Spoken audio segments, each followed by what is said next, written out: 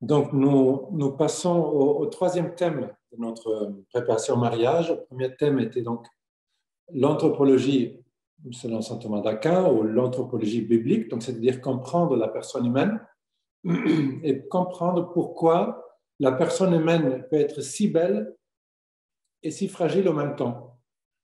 Et nous avons vu comme élément principal que par le péché originel, cette union entre l'homme et Dieu s'est brisée. Et ça fait que la vie de Dieu n'est plus entièrement dans l'homme. Et le problème, quand la vie de Dieu n'est plus entièrement dans l'homme, est que l'homme n'arrive pas à être entièrement lui-même. Ça, c'est le vrai problème. Avec toutes les conséquences, y compris dans l'amour. Et une des conséquences est que l'homme capable ou pensé par Dieu pour aimer comme Dieu, parfois n'arrive pas à aimer en toute vérité. L'homme créé à l'image de Dieu, identité, on avait dit, identité de Dieu est don de soi, donc l'identité de Dieu, et il est quelqu'un qui se donne, c'est son passeport, son ID. Hein. Je suis quelqu'un qui me donne un don pour les autres, un cadeau pour les autres. L'homme, donc, image de Dieu, quelqu'un qui se donne. L'homme fait pour devenir heureux dans la mesure dans laquelle il apprend à être un don pour l'autre, trouve, à cause de cette séparation entre l'homme et Dieu, une difficulté d'aimer à l'auteur de sa vocation. Pourquoi? Parce que si l'amour de Dieu n'habite pas l'homme, ben l'homme, il est que homme. Donc, l'homme qui était créé assez similaire à Dieu, étant habité par Dieu, il se ressemble même plus à Dieu qu'aux animaux. Après la chute, une partie de nous se ressemble parfois plus aux animaux qu'à Dieu.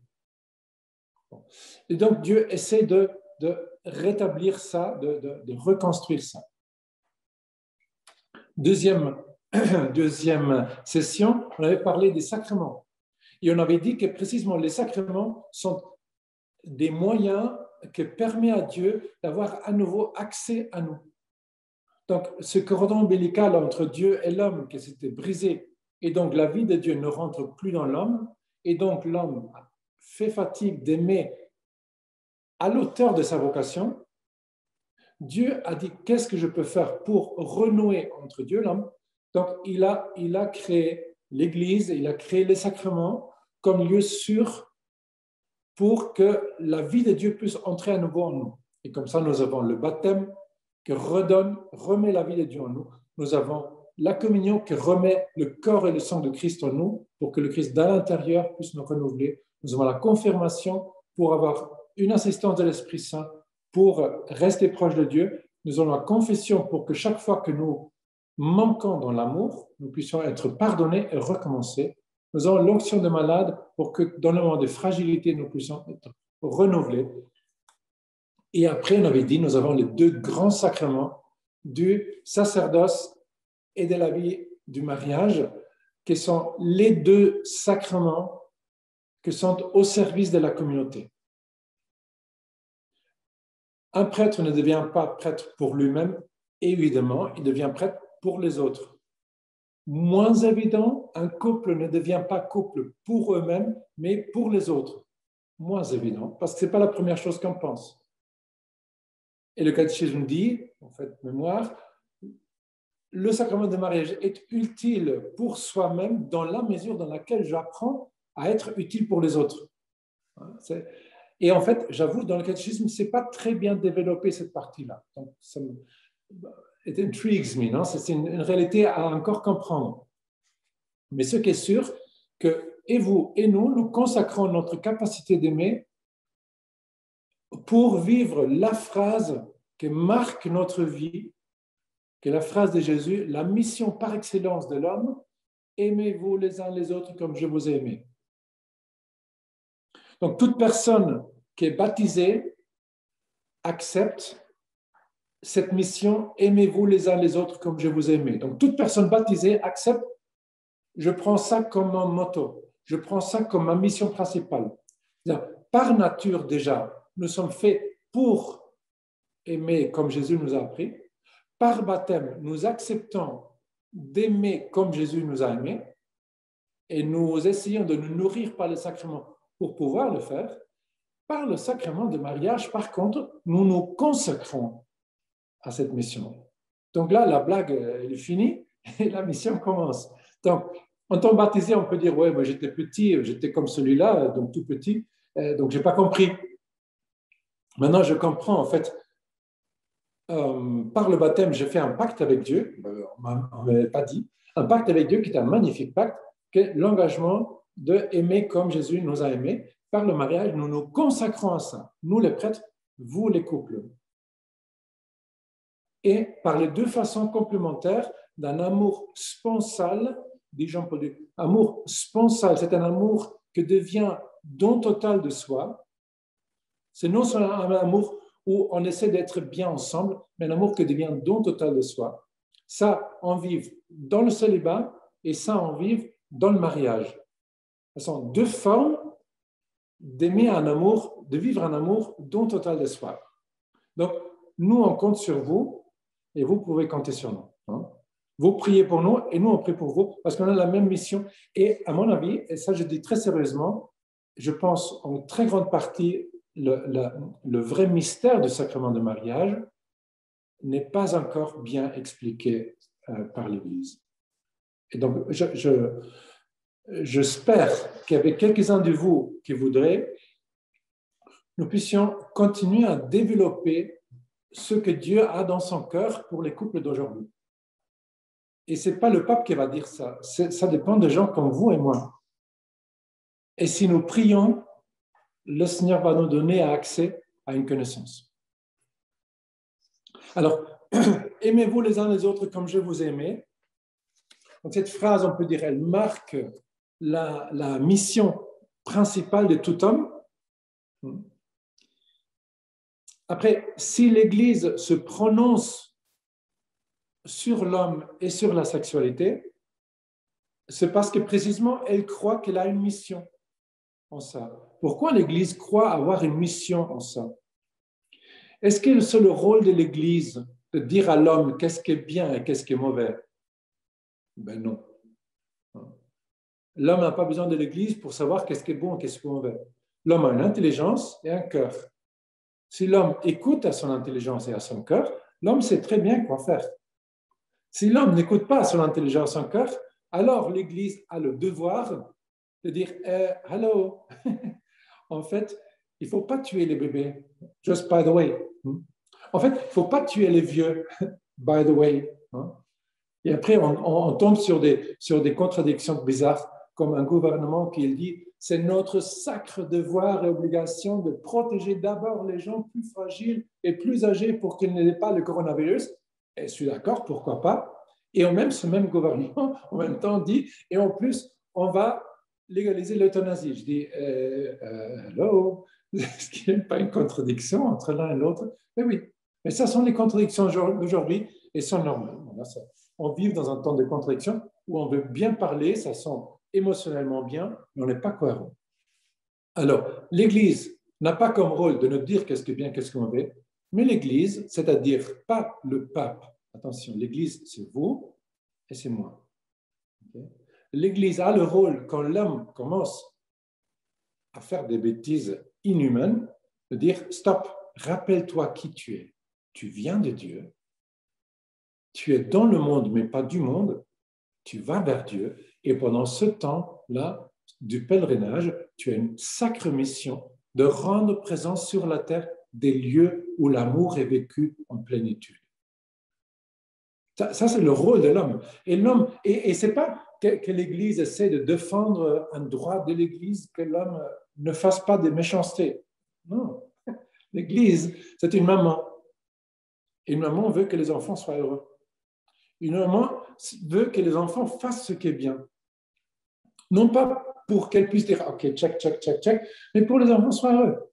Et l'Église a une certaine connaissance sur de quoi l'homme a-t-il besoin pour être heureux. Et entre autres, l'Église croit savoir que pour l'homme, pour qu'il soit heureux, il a besoin d'apprendre à aimer comme lui là a aimé. Ça veut dire l'homme, dans la mesure dans laquelle il apprend à aimer comme Jésus nous l'a montré, c'est-à-dire dans le don de soi, dans l'accueil de l'autre, dans le don pur, dans le don gratuit, dans cette dans cette mesure, l'homme devient heureux. Ça, c'est pas patrimoine de l'Église, ça, c'est patrimoine de l'humanité. Mais l'Église, si personne d'autre le dit, l'Église dit, bon, d'accord, je le dirai. Donc,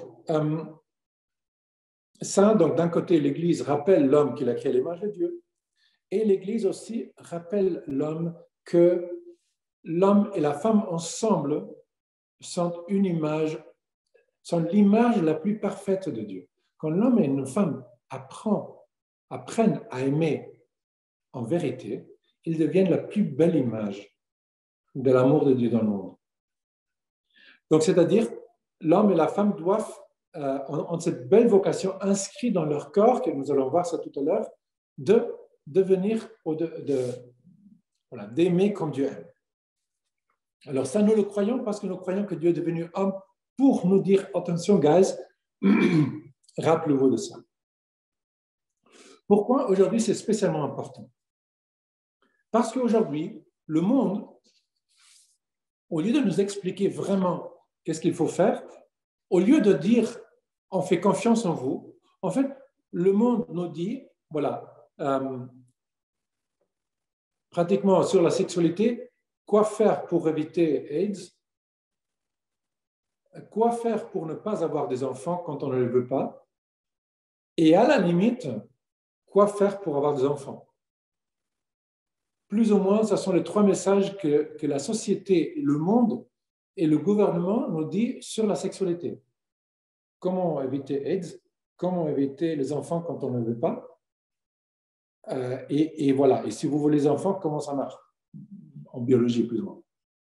Mais en fait, ils ne donnent rien sur le sens, rien. Et ça, je trouve un scandale, un vrai scandale. Et j'espère que dans les prochaines générations, l'État puisse dire quelque chose de plus utile que ça. Donc, c'est-à-dire le monde aujourd'hui, donc nous dit, donc pour éviter le sida, par exemple, il faut utiliser des préservatifs. Parce que le monde ne vous croit pas capable de vivre la sexualité dans la fidélité. Je trouve ça un scandale. Le monde se moque de vous. Le monde dit, vous êtes des enfants, vous n'êtes pas capables de vivre la fidélité. Le monde vous dit que pour éviter des enfants, il faut utiliser la pilule ou les préservatifs. Parce que le monde vous dit, vous n'êtes pas capable de comprendre comment fonctionne la nature de la femme et de maîtriser vos pulsions sexuelles. Comme vous n'êtes pas capable, voilà, utilisez la pilule et le préservatif. Moi, je trouve ça vraiment le comble que le monde croit a si peu confiance dans les jeunes aujourd'hui. Le monde nous dit aujourd'hui que l'amour, ça va jusqu'au point où on n'a plus envie. Et quand on n'a plus envie, il n'y avait plus d'amour. Voilà, il n'y avait plus d'amour. Combien d'enfants on entend ça? Il n'y avait plus d'amour, en fait. On ne s'aime plus. Dans le film, dans les vidéos, on voit tout le temps ça. Parce que le monde croit que vous n'êtes pas capable de persévérer, d'aller plus loin, de rechoisir, d'être fidèle à vos engagements.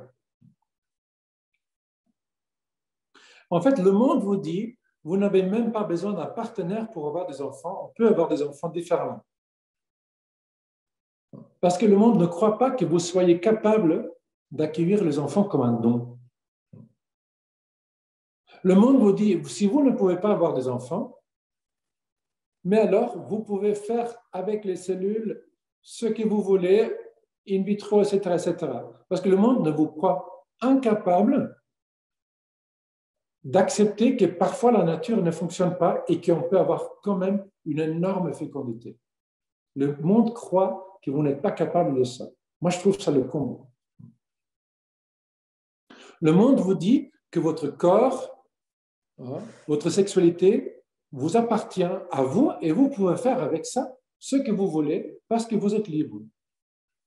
Parce que le monde ne vous croit pas capable d'intégrer votre sexualité, votre esprit et votre âme et de vous comprendre comme un tout entier.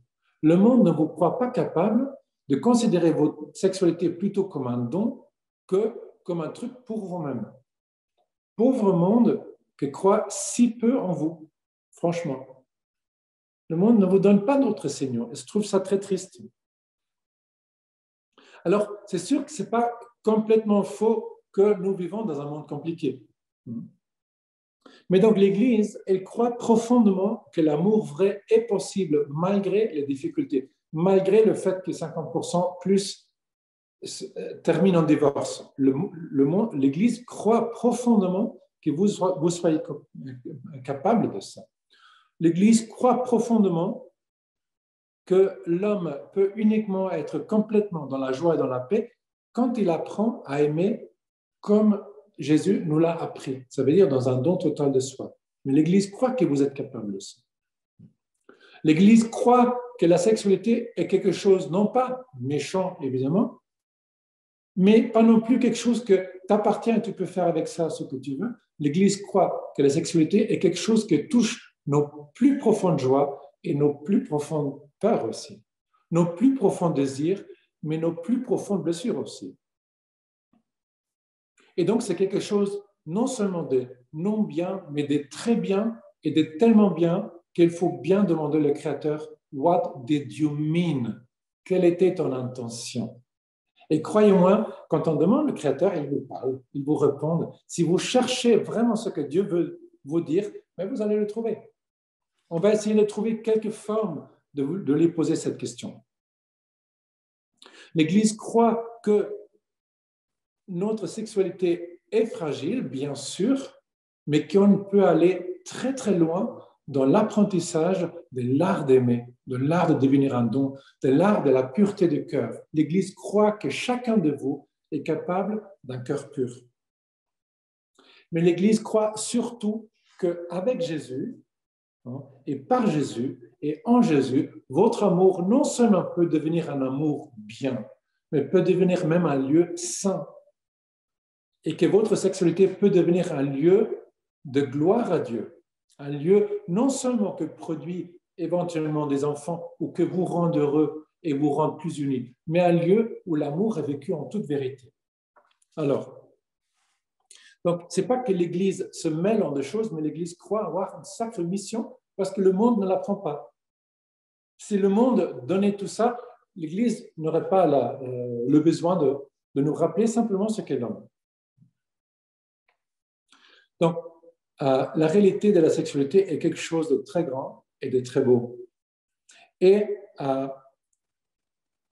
simplement, j'aimerais commencer à dire, même si c'est évident, mais c'est très différent chez l'homme et chez l'animal.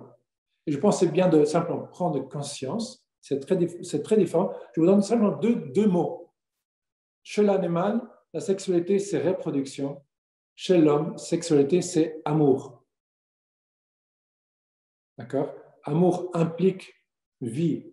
Amour implique don de soi. Amour implique engagement. Amour implique attention, humilité, délicatesse. Amour implique pureté. Amour implique plein de choses. Mais amour, c'est tout ce que nous rend heureux. Donc, chez l'animal, reproduction, point. À la limite, soumission. Chez l'homme, la signification est...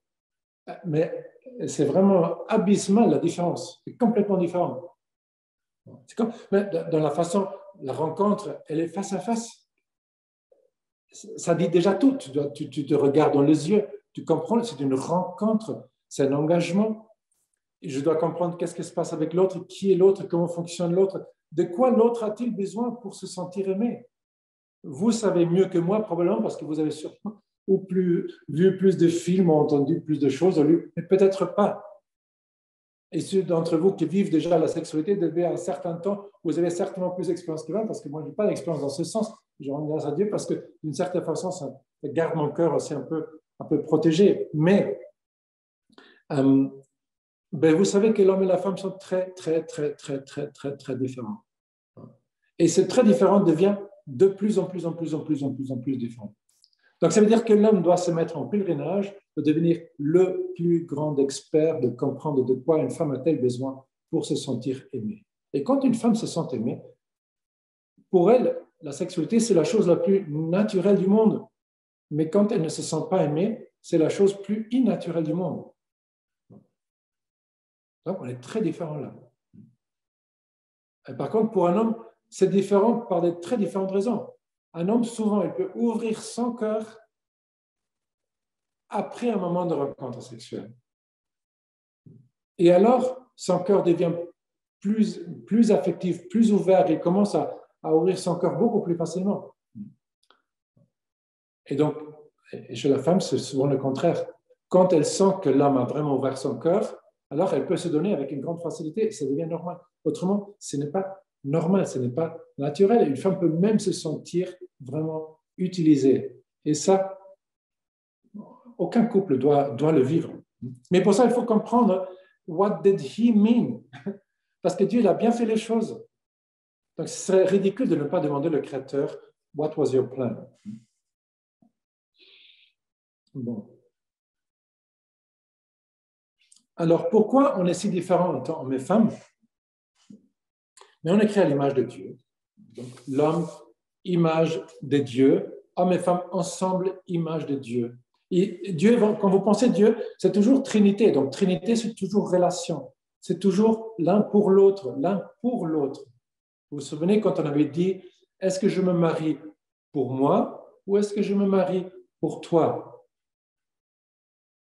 Est-ce que je t'aime pour moi ou est-ce que je t'aime pour toi? Et je pense que c'est une question que vous allez devoir vous reposer beaucoup de fois dans votre vie, parce que ce n'est jamais gagné, ça. Hein? Moi non plus dans mon sacerdoce.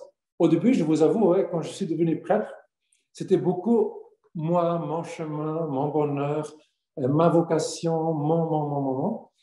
Et avec le temps, tu te rends compte que Dieu t'appelle parce qu'il veut se donner à travers toi.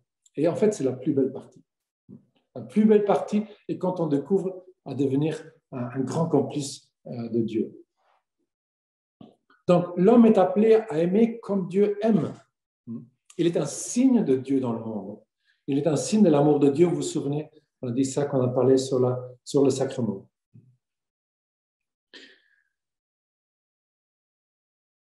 Et donc, l'homme est appelé à aimer en vérité, en tout. Ça veut dire aimer non seulement dans mes intentions, mais apprendre à devenir un don aussi dans la réalité corporelle. Donc, c'est-à-dire, comme l'homme est un signe de Dieu, il est aussi un signe de Dieu dans sa façon d'aimer.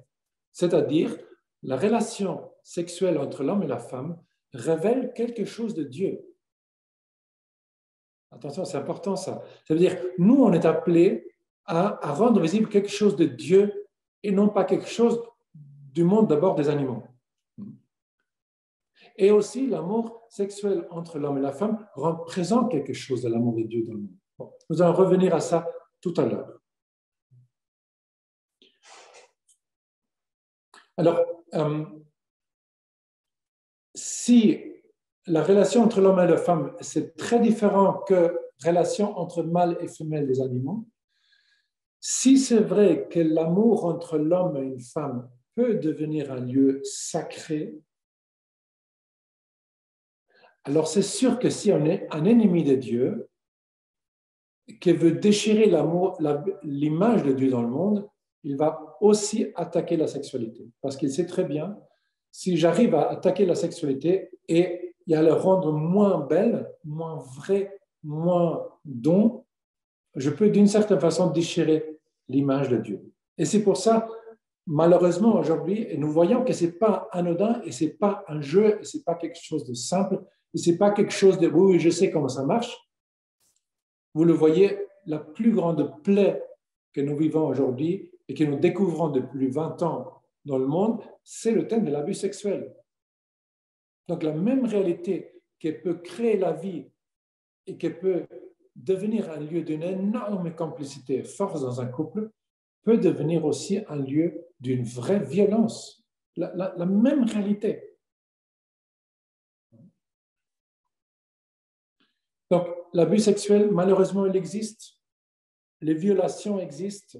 la pornographie existe, le divorce existe, la prostitution existe, l'avortement existe, l'adultère existe, les regards, les désirs impurs existent, les personnes possédées par une non-liberté sexuelle existent. Il y a comme une couche un peu lourde qui pèse parfois sur l'homme. Et ce n'est pas du tout ce que Dieu voulait au début. C'est important de comprendre what did God mean. Après, je pense, chacun de nous, peut-être vous avez eu la chance de grandir dans une famille où vos parents, avec beaucoup de respect, depuis votre plus jeune âge, ont su vous expliquer le sens de la sexualité, mais ce n'est pas très souvent. Ce n'est pas très souvent. À moi, mes parents ne m'ont rien dit. Voilà. Moi, j'ai dû tout découvrir moi-même, comme normalement, malheureusement, aujourd'hui, les enfants découvrent beaucoup trop jeunes, tout ça. Et donc, la question est, on a probablement la majorité à commencer un peu mal la chose, non? Ou par la joie, ou par la honte, ou par la liberté, ou être obligé, ou dans le don, ou dans la manipulation. Sexualité pour moi ou sexualité pour toi. Et peut-être beaucoup de jeunes aujourd'hui, des enfants, surtout des garçons, découvrent la sexualité d'abord par la pornographie, après par la masturbation, et après ils doivent comprendre qu'en fait c'est quelque chose de très différent. Ce n'est pas quelque chose pour moi, c'est pas d'abord un truc de plaisir, ça a de voir avec Dieu, ça a de voir avec don, ça a de voir avec vie, ça a de voir avec engagement, ça a de voir avec beaucoup plus. Une fille, peut-être, elle comprend plus vite que ça a de voir avec la vie qu'un garçon. Mais une fille découvre aussi le pouvoir de la beauté de son corps sur les regards des hommes. Et une fille comprend le désir d'être regardée, mais après, elle se sent blessée quand l'homme regarde mal. Donc, tout n'est pas facile parce que nous vivons dans un monde blessé. Et donc ça, c'est le point de départ, mais nous savons que Dieu est avec nous et vous allez découvrir à votre façon la vérité. Mais je vous invite à vraiment chercher la vérité. Bon.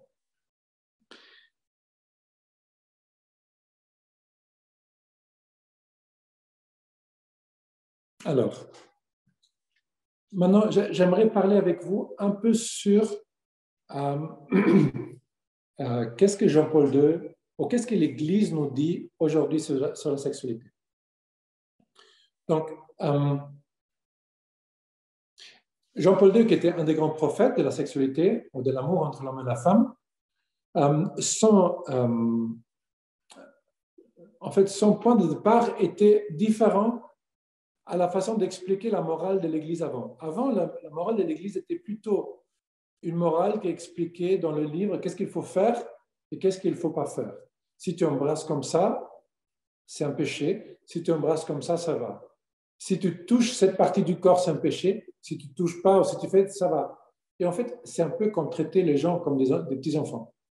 Et Jean-Paul II disait, il ne faut pas faire comme ça. En fait, il faut donner aux gens les outils pour que les gens puissent eux-mêmes découvrir ce qui est bien. Parce que l'homme est capable de découvrir le bien et le mal. Il n'a pas besoin de l'Église pour lui dire tout le temps, ne fais pas ça, ne fais surtout pas ça.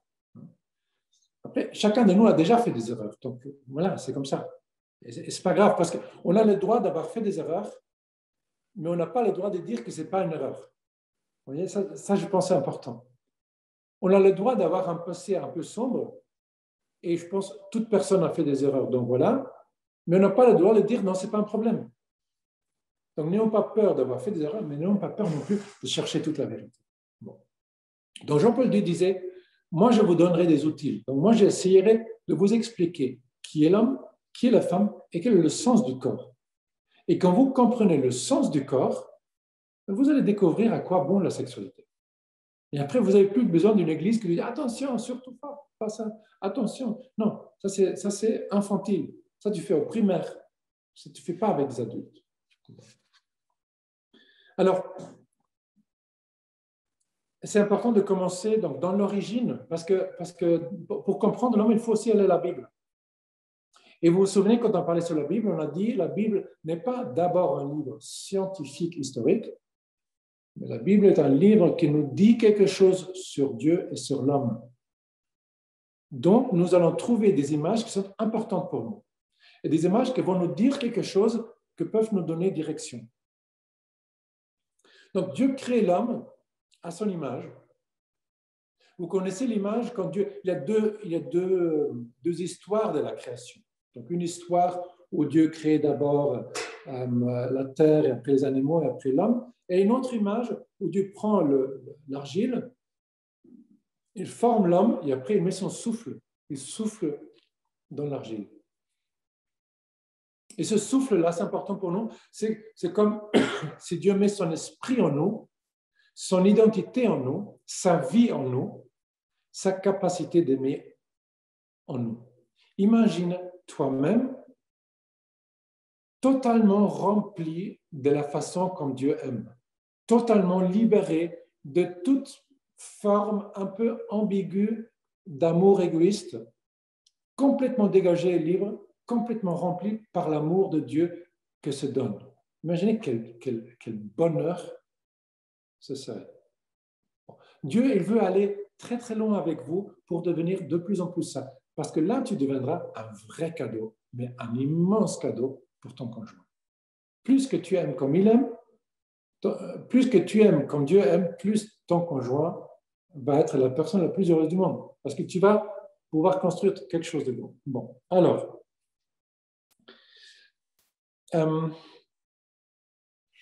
donc Dieu met en nous son souffle, il met en nous son amour, et l'homme peut se trouver dans la mesure dans laquelle il apprend à aimer comme Dieu.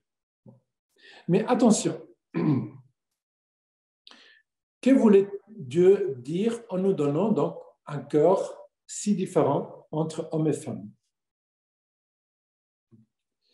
Et pourquoi nous sommes si différents aux animaux? Vous vous souvenez quand on a parlé des animaux et sur saint Thomas d'Aquin et les instincts, les passions, les sentiments, et on avait dit qu'un animal ne peut pas maîtriser ses besoins de nourriture, ses besoins de boire, ses besoins de reproduction et ses besoins de repos. L'instinct gère tout. Okay? Et on a dit, nous, on a la liberté, c'est-à-dire nous sommes appelés à chercher ce qui est vraiment mieux. Donc, chercher dans notre cœur ce qui est vraiment mieux. Donc, l'homme, en découvrant à maîtriser sa liberté, il participe à la création. Alors, il y a 3 phénomènes que nous pouvons voir dans la création. Ils sont importants pour nous pour comprendre quel était le plan de Dieu au début et quel est le plan de Dieu aujourd'hui. Alors, au début, donc, il y a un phénomène que l'homme était seul. Attention, il y avait une solitude de l'origine. Pourquoi l'homme était-il seul? Alors, Dieu crée la terre, Dieu crée les animaux, Dieu crée l'homme. Et l'homme se rend compte, donc, il est différent. Pourquoi il est différent? Parce qu'il est libre. Qu'est-ce que ça veut dire? Qu'il est responsable. Qu'est-ce que ça veut dire? Qu'il peut se tromper, qu'il peut mal choisir et qu'il doit apprendre à bien choisir. Et ce n'est pas facile.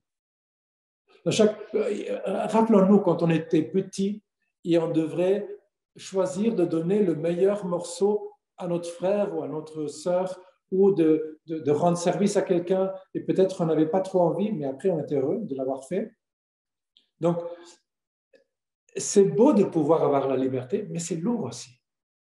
Parce que malheureusement, on a des tendances vers la non-vérité, donc c'est lourd d'être libre, mais en même temps, c'est magnifique. Et Dieu nous dit, n'ayez pas peur de votre liberté, mais désirez profondément à les maîtriser. À nous maîtriser. Donc, solitude originelle, ce n'est pas facile pour l'homme d'être seul parce que l'homme se rend compte qu'il est différent aux animaux. Qu'est-ce que Dieu fait alors? Il crée les animaux pour que l'homme puisse être en relation avec les animaux, mais l'homme dit non, je suis différent aux animaux. Les animaux, pour eux, la sexualité, par exemple, c'est reproduction. Pour nous, je me rends compte, c'est différent. Et l'homme se rend compte, Adam, dans ce cas-là, ben, je suis différent des animaux, mais je ne donne pas complètement sens tout seul.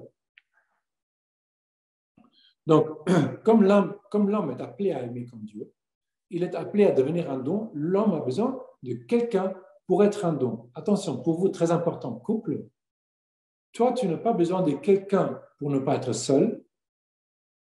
Toi, tu as besoin de te marier avec quelqu'un pour avoir quelqu'un à qui te donner et à qui accueillir. Tu n'as pas besoin de quelqu'un pour ne pas être seul. Tu as besoin de quelqu'un pour pouvoir apprendre à te donner. Et en plus, tu as besoin de quelqu'un qui est similaire et en même temps différent à toi. Et tu vas voir à quel point vous êtes similaires et vous êtes différents. Et cette différence va encore se prononcer de plus en plus pour que ton chemin d'exode de ma façon d'aimer vous oblige à aller plus loin. Et donc, dans cette mesure, tu deviens de plus en plus toi-même. Alors, donc, l'homme découvre les animaux sont différents. Donc, il dit, j'ai besoin d'un autre. Alors, Dieu a créé la femme. Dieu crée la femme, Adam voit la femme.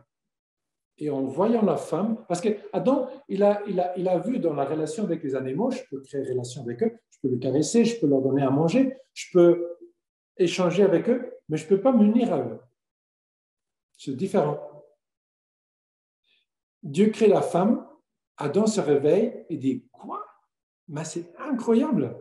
Elle est géniale, elle est géniale. Mais attention, Adam ne dit pas, tu es génial parce que all in me loves all in you, comme dit le poète, non?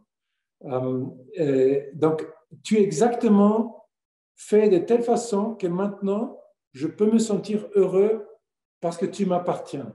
Non, c'est pas ça. Mais Adam dit, ah, femme, tu es vraiment différent et tu es en même temps similaire. Maintenant, je comprends que je pourrais devenir don entièrement. Même mon corps peut devenir don.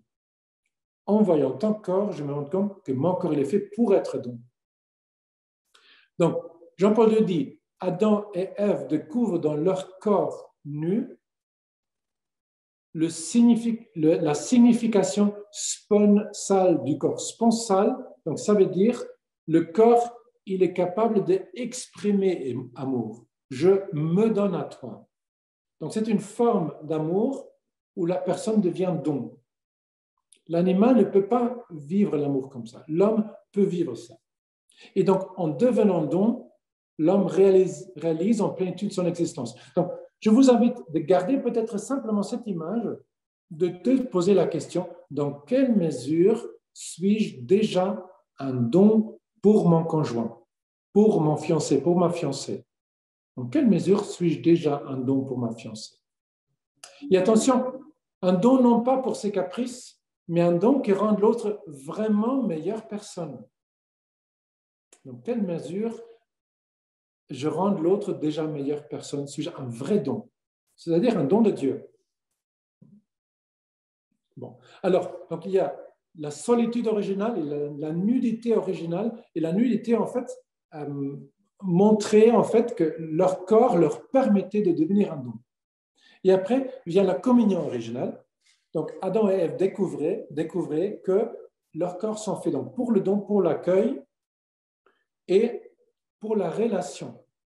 Une relation d'amour, de communion et de vie.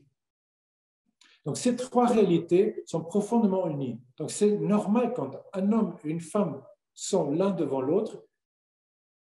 C'est sûr que la seule question n'est pas le plaisir. C'est évident. C'est évident qu'il y a une question de vie dedans. Parce qu'en effet, pour que deux cellules minuscules puissent se trouver, en fait, tout est préprogrammé pour rendre possible la vie. Mais tout est aussi préprogrammé pour rendre heureux l'autre. Mais tout est aussi préprogrammé pour devoir exactement comprendre l'autre pour pouvoir l'accueillir, parce qu'on est si différents. Donc, en fait, nos corps disent beaucoup de choses sur nous. On va revenir à ça tout à l'heure. Donc,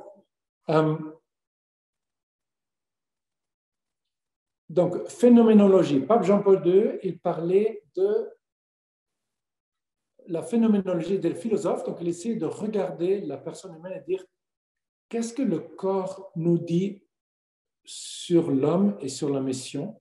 Je vais vous poser une simple question que j'essaie de poser chaque année aussi avec des fiancés. Qu'est-ce que le corps nous dit sur nous-mêmes? Par exemple, quand les gens trouvent quand il y a des archéologues, ils trouvent un instrument que les gens de Moyen-Âge ou les gens paléontologiques utilisaient pour quelque chose, ben, ils essaient de comprendre à quoi sert cet instrument. Donc, ben, ils analysent, ils regardent, ils pensent, et en fait, ils vont comprendre à quoi ça sert. Même quand tu donnes un petit jouet à l'enfant, tôt ou tard, va comprendre à quoi ça sert. Même si tu donnes, tu vois, un canard qui fait quick, quick, tu le donnes à un chien, le chien très vite, il a compris à quoi ça sert. Bon, c'est pas compris. Donc, nous aussi, on est capable de ça. Donc, à quoi sert notre corps? À quoi servent nos yeux, par exemple? Et c'est bien de se dire, donc je pose la question toujours, quelle est la chose la plus utile que tu pourrais faire avec tes yeux? Quel est l'acte le plus noble que tu puisses faire avec tes yeux? Donc, tu peux dire, avec mes yeux, je peux voir, je peux regarder. Un pigeon de Paris peut aussi faire ça. Okay. Qu'est-ce que toi, tu peux faire que le pigeon de Paris ne peut pas faire? Ah, d'accord. Donc, le pigeon de Paris ne peut pas accueillir, très bien. Il ne peut pas pardonner par son regard. Il ne peut pas exprimer patience. Il ne peut pas exprimer compassion. Le pigeon de Paris ne peut pas, par discrétion, ne pas regarder quand l'autre vit un moment difficile. Le pigeon de Paris ne peut pas exprès regarder quand l'autre a besoin d'être regardé. Le pigeon de Paris ne peut pas faire ça. L'homme peut faire ça, la femme peut faire ça. Donc nos yeux, en fait, ils peuvent faire plein de choses. Marie-Madeleine, quand elle est jetée devant Jésus, et les pharisiens disent, elle était découverte en adultère, elle doit être lapidée. Qu'est-ce que toi tu dis, maître? Et Jésus, il baisse son regard. Donc il le laisse avec l'accusation. Ça résonne. Et après, il repose la question, déjà un peu embêté. Et Jésus dit, voilà, qui de vous est sans péché, qu'il jette la première pierre. Les phrases fameuses que Jésus prépare depuis l'éternité. Mais, en fait, mes yeux, il me dit beaucoup sur le sens des yeux. Et si vous voyez qu'avec ces yeux, tu peux donner la vie, et quand tu découvres l'acte le plus noble, en fait, tu sais pourquoi le créateur de l'œil nous a donné l'œil. Ça veut dire, on peut dire que dans l'œil, il y a une mission qui est inscrite. Et tu n'as pas besoin de l'Église pour te dire qu'il ne faut pas utiliser l'œil pour regarder les images pornographiques. Ben, c'est sûr. Je n'ai pas besoin de l'Église pour me dire ça, je le sais. Je n'ai pas besoin de l'œil pour voir et donc critiquer quelqu'un dans ma tête. Et en plus, voilà, je n'ai pas besoin de l'Église pour me dire ça. En fait, je le sais. Je n'ai pas besoin de l'œil pour regarder un accident de voiture de l'autre côté de la route pour voir si je vois quelque chose horrible. Je n'ai pas besoin de l'Église pour me dire ça. Je sais très bien que l'œil n'est pas pour ça.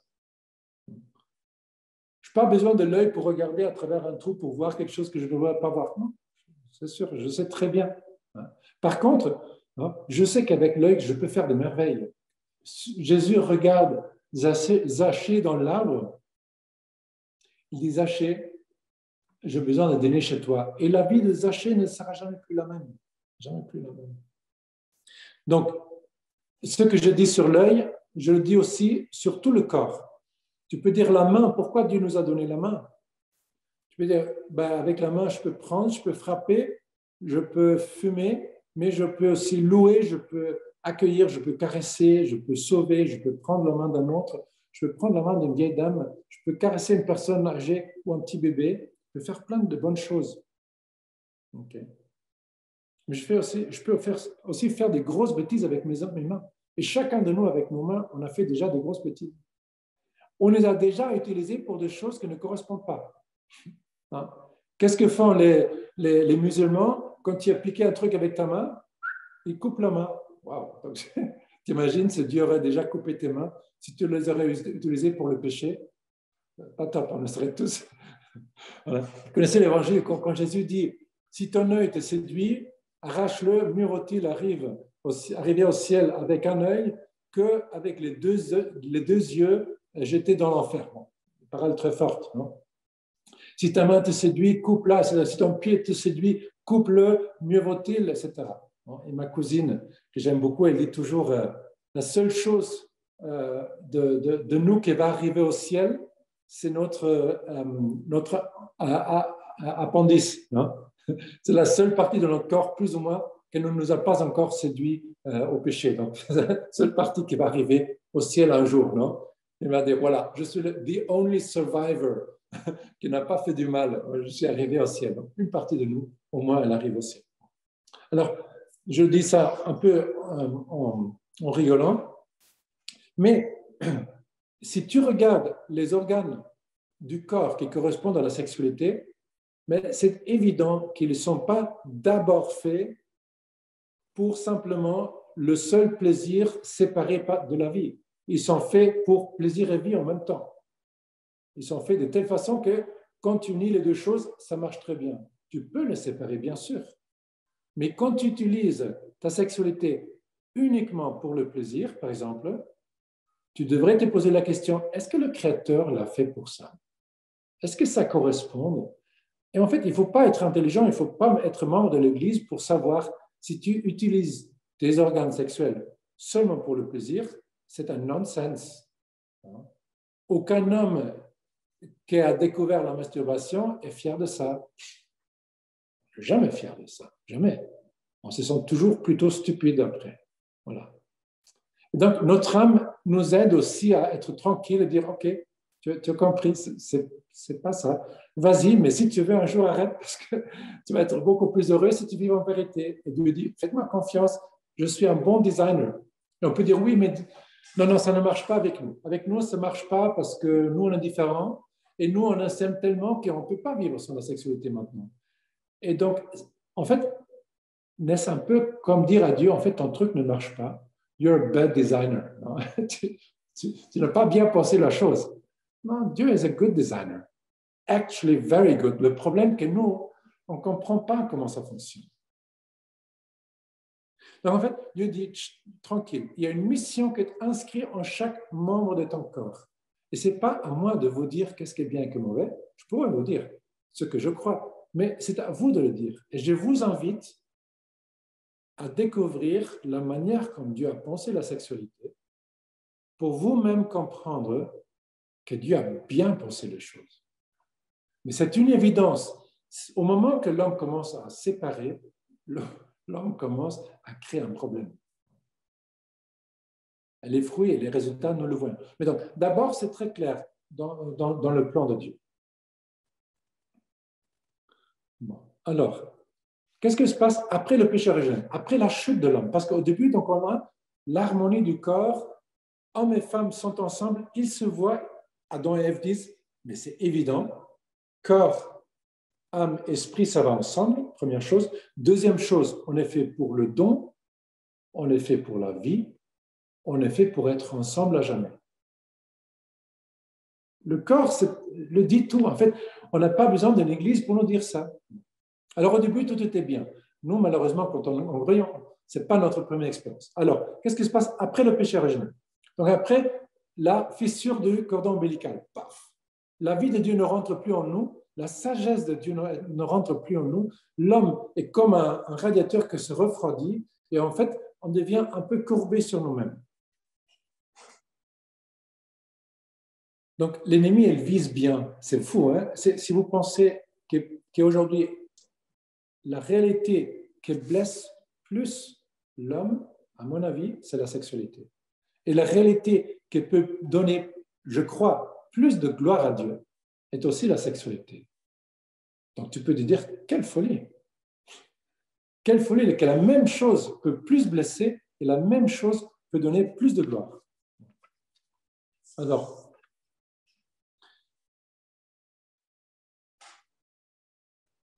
en fait, si le lieu de l'amour plus grand peut devenir aujourd'hui malheureusement un lieu d'abus sexuel, ça serait le triomphe du mal.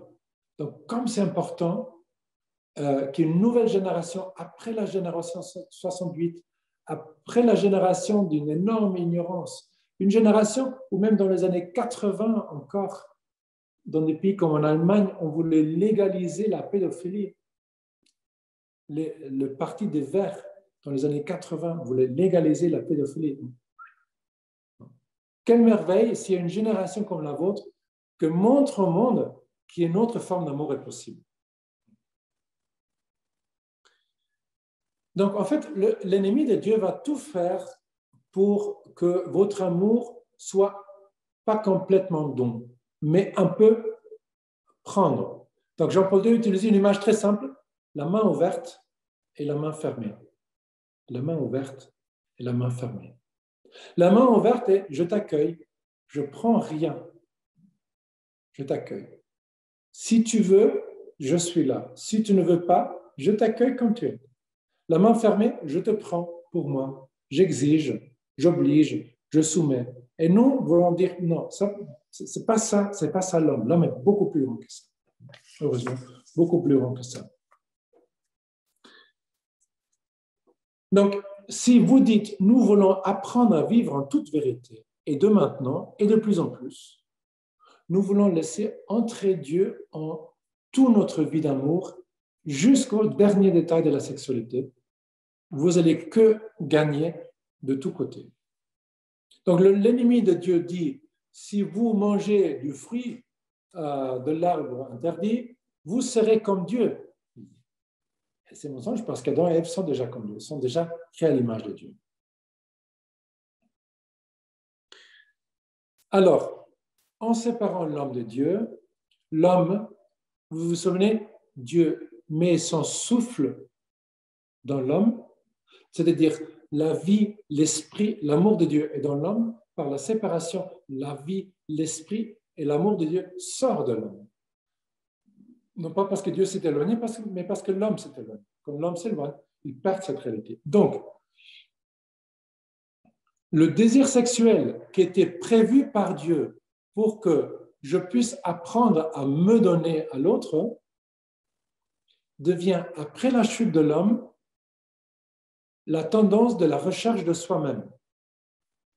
D'accord? Donc, c'est comme un missile inversé. Non? Au lieu d'aller vers la Lune, ça va vers la Terre. Le corps de l'autre, vous vous souvenez de la nudité originelle, le corps de l'autre qui était un signe que me permettait de devenir un don pour toi, du coup, devient un lieu de mon plaisir, de ma manipulation et de ma luxure. En fait, l'homme trouve en lui-même, malheureusement, une tendance à utiliser l'autre, ou utiliser le corps de l'autre, ou utiliser les affections de l'autre. Et ça ne veut pas dire que nous sommes méchants, mais ça veut dire que nous avons tous en nous une tendance, malheureusement, vers ça, et on vit avec ça, mais plus que la grâce vive en nous, plus ça se calme. Donc, dans l'histoire d'Adam et Ève, ils se cachent. Pourquoi? Parce que la honte arrive, donc la luxure dans le cœur, la concupiscence dans le cœur. Et de là arrive la division et la frustration, et des attentes très différentes. Donc, pourquoi on est si différents, encore une fois? Parce que l'amour, donc, vraiment, vraiment l'amour est chercher le bien de l'autre. Et une union, une relation sexuelle peut uniquement être bien vécue quand les deux se sont vraiment aimés, quand les deux se sont vraiment compris, quand les deux se sont vraiment respectés. Et on peut dire naturellement, pour la femme, l'intimité charnelle est une conséquence de l'intimité du corps, du cœur. La femme, qu'elle est beaucoup plus dans le mystère du cœur, dans la mesure dans laquelle elle vive une intimité du cœur avec l'homme, dans cette mesure, elle va vouloir même s'unir à l'homme. Mais tu vois aujourd'hui énormément de couples qui n'ont plus aucune relation sexuelle après quelques années. Et tu dis, mais c'est très bizarre, pourquoi? Et très souvent, c'est parce que la femme dit, je ne peux pas avoir des relations sexuelles avec quelqu'un qui ne m'aime pas. Et l'homme dit, moi je t'aime. Oui, mais tu ne m'aimes pas comme moi j'ai besoin d'être aimé. Et ça, j'entends. Pourquoi? Parce que c'est un autre langage, c'est un autre besoin. Donc, la femme cherche l'intimité du cœur et donc l'intimité charnelle est une conséquence normale de l'intimité du cœur. Et pour l'homme, par contre, l'intimité charnelle lui permet d'apprendre l'intimité du cœur. Donc voilà, c'est comme un cercle vertueux, mais qui peut aussi être un cercle vicieux. Tu ne me donnes pas, donc je ne peux pas te donner. Tu ne me donnes pas, donc je ne peux pas te donner. Par contre, si chacun donc, apprend la façon d'aimer de l'autre, ça peut fonctionner. Ce qui est important pour nous, donc, nous devons, et vous devez en tant que couple, apprendre à unir vos cœurs. C'est en fait de la logique du chemin de l'apprentissage de l'amour, l'union du cœur, elle vient longtemps avant l'union du corps. Le problème est qu'aujourd'hui, très très souvent, l'union du corps est presque une des premières choses qui arrivent. Et en fait, elle nous rend assez aveugles pour l'union des cœurs. Et c'est pour ça que, je dirais, au moins la moitié des couples, sinon peut-être 60-70% des couples, n'apprennent jamais la communion des cœurs. Si tu n'apprends pas la communion des cœurs ne peut pas fonctionner. Elle est impossible. Elle est impossible. Alors, donc, là, il y a un problème. Nous allons arriver à ça tout à l'heure. Qu'est-ce que Dieu fait pour nous aider dans ce problème? Parce que Dieu ne nous laisse pas seuls. Donc, c'est vrai que chacun de nous garde en soi-même un écho lointain du plan original de Dieu, c'est-à-dire de l'amour pur en nous. Il y a une très belle phrase de Jean-Paul II, qui parle sur la relation frère-sœur. Avec le couple l'année dernière, on a parlé de ça. Il y a même un couple qui m'a donné des très bonnes idées. Et donc, la relation frère-sœur. Et donc, moi, parfois, je demande les couples, est-ce que tu as, les garçons, est-ce que tu as une sœur? Et le garçon dit, par exemple, oui, j'ai une sœur. Est-ce que tu as déjà embrassé ta sœur? Donc, il est un peu surpris. Et parfois, les garçons disent, oui, parfois. Non, parfois, ils disent, oui, une fois, j'ai embrassé ma sœur. Oui. Et pourquoi tu l'embrasses? Non, si, moi, je pense à moi-même, quand j'embrasse ma sœur, c'est quand je vois qu'elle a besoin. Je la prends dans mes bras, non pas pour me sentir bien, évidemment. On ne serre pas sa sœur dans ses bras pour se sentir bien. On serre sa sœur dans ses bras parce qu'on voit qu'elle a besoin. On voit que ça lui fait du bien. On ne serre pas son frère en étant fille dans le bras d'abord pour se sentir bien. On serre son frère étant fille d'abord dans ses bras pour rendre l'autre heureux. Et l'année dernière, j'ai demandé à un couple avec qui je discutais un peu sur ce point-là en profondeur. Et donc, ils m'ont écrit, quand je serre mon frère, donc la fille a dit, quand je serre mon frère dans les bras, je le fais, j'attends même pas qu'il m'aime, je le fais parce que je vois qu'il a besoin. Mais c'est plus normal quand je serre mon fiancé. Imaginez-vous, quand tu serres l'autre dans tes bras, c'est très intéressant de te dire, est-ce que je le fais pour moi ou pour l'autre? Et donc, ce serait très naturel que tu serres l'autre dans tes bras parce que tu as envie de serrer l'autre dans tes bras. Mais pose-toi la question, est-ce que je serre l'autre dans mes bras quand je sens que l'autre a besoin ou plutôt quand moi j'en ai besoin? Et je pense aucune des deux choses est meilleure ou pire, mais je pense que les deux choses sont importantes.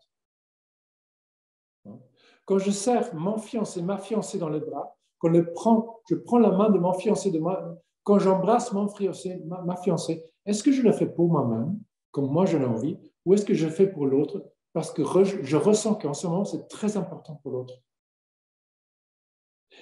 Et la même chose dans l'ouverture du cœur. Est-ce que quand je sens que l'autre a besoin que j'ouvre mon cœur, je le fais, ou est-ce que je le fais quand j'ai envie? Probablement un peu les deux. Alors, la relation frère-sœur, elle est très, très importante parce qu'il y a une belle phrase dans le livre de Tobie, Ancien Testament, où Tobie dit à Sarah, sa fiancée, Dans la nuit de noces, il dit « Lève-toi, ma sœur épouse ». Et Jean-Paul II écrit beaucoup sur ça. Il dit « Ma sœur épouse, ça veut dire tu es d'abord pour moi une sœur et après tu deviendras mon épouse. » Et tout homme doit d'abord apprendre à aimer sa fiancée comme sœur, parce qu'alors il saura l'aimer toute sa vie comme épouse. Ce n'est pas ou l'un ou l'autre, mais c'est les deux. Si vous vous posez la question, et je vous invite en couple de vous poser cette question, quelle est la différence entre une relation frère et sœur et entre une relation époux-épouse?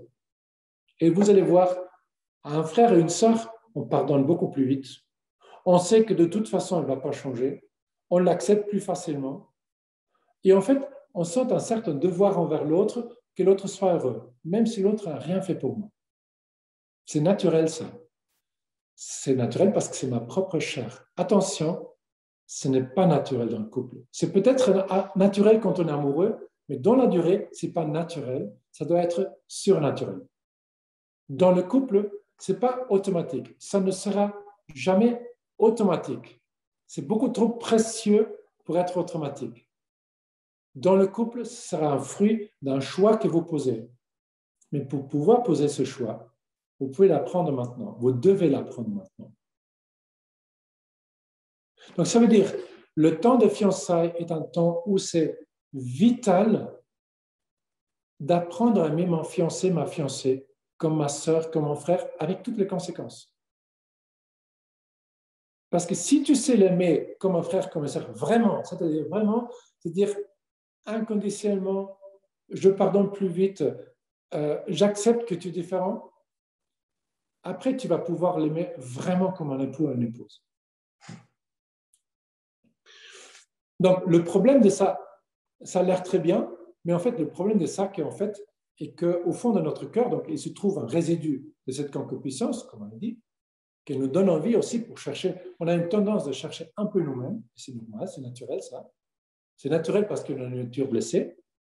Et donc, ça nous amène malheureusement à ce que Jean-Paul II appelle l'adultère du cœur. C'est-à-dire un homme qui se promène dans la rue, parfois a la tendance de regarder les femmes. De regarder les femmes pour son plaisir. Une femme, elle peut se promener dans la rue en ayant le désir d'être regardée ou peut-être se faire regarder par sa façon de s'habiller, par sa façon de bouger, par sa façon de regarder, etc. Ce n'est pas forcément comme ça, mais je pense que chacun de vous connaît ce sentiment d'un certain moment dans sa vie. Bon. Donc, ça se trouve au fond de notre cœur un peu, et en fait, ça ne nous fait pas du bien.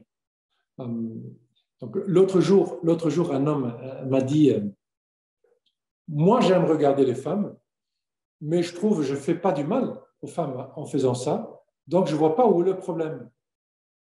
Et je dis, est-ce que je peux vous poser une question? Parce que c'était un homme marié. Je dis, quand vous regardez, est-ce que vous êtes marié? Donc, oui, il est marié. Est-ce que vous avez des filles? Il a dit, oui, j'ai 3 filles. Est-ce que vous regardez les femmes dans la rue différemment à vos filles? Il me dit, ah oui, très différent. Il dit, ah ben, j'ai compris. OK. Tout est clair. Tout est clair. Je dis, imaginez si vous pourrez regarder les femmes dans la rue quand vous regardez votre fille, alors vous leur faites du bien. Mais si vous le regardez différemment, ça veut dire quelque chose. Ce n'est pas méchant, mais ça veut dire quelque chose sur votre cœur. Et ça veut dire que vous n'êtes pas dans un don total. Et nous sommes appelés à aller vers le don total. Donc, on a tous besoin d'être libérés, d'être sauvés, d'être purifiés. Il y a des moments dans la vie où c'est très facile, ou des moments dans la vie où c'est très difficile. Et moi, je peux vous dire, moi, en tant que prêtre, tout est pas toujours facile pour moi. Moi, je reste un homme avec des désirs et des inclinations, mais je peux en même temps vous dire, quand le cœur est comblé, ce n'est pas un problème. C'est-à-dire, ça n'enlève pas que je vois la beauté et parfois elle m'attire. Mais moi, pour rien dans la vie, j'aimerais changer. Mais je dois rechoisir. Et je peux vous dire, si je ne prie pas tous les jours et je ne rechoisis pas, je sais que mon cœur peut aller un peu plus loin. Et moi, je peux vous dire, si vous ne cultivez pas votre communion des cœurs, nous allons tout à l'heure revenir à voir qu'est-ce que ça veut dire. Si vous ne cultivez pas votre communion des cœurs, si vous n'apprenez pas à vous ouvrir l'un à l'autre, à partager vos joies et vos peurs, vos espérances et vos doutes, si vous n'apprenez pas ce que Jean-Paul II appelle la nudité du cœur, ça veut dire vraiment d'ouvrir mon intérieur, et si vous devenez assez de temps à ça, si vous donnez assez de temps à ça, en fait, il peut y avoir des magnifiques personnes qui vous entourent. Oui, ça va être attractif, mais ça ne va pas vous toucher. Par contre, si vous ne cultivez pas, la même chose va arriver à vous, comme je dirais, 70% des couples dans le monde qui tôt ou tard tombent amoureux d'un autre ou devient un couple un peu stérile. C'est-à-dire un couple que deviennent deux personnes qui vivent l'un à côté de l'autre, mais il n'y a pas de vie entre les deux et ce n'est pas un nous. Et ça serait trop triste. Donc vous n'allez pas dans cette direction, mais il ne faut aussi pas croire que non, mais nous, on n'a pas ce problème, on s'aime. Exactement. Et ça, en fait, tout couple dit ça au début. Donc, vous devez être beaucoup plus malin et dire, si je suis humble, je sais déjà qu'il ne suffit pas pour moi de simplement faire un effort. Non, non, nous, on doit travailler, vraiment travailler ça.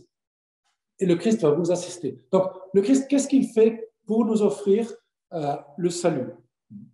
Donc, pour nous sauver, y compris dans notre sexualité.